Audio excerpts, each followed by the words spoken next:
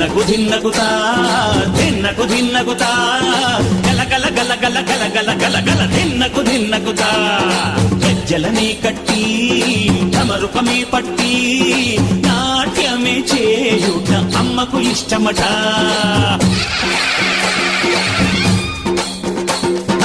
ఊరే ఊగేల ఇయ్యాలి హారతి కాయలు కొట్టి ఫలములు పెట్టి పాదాలు తాకితే అడిగిన వరములు ఇచ్చును తల్లే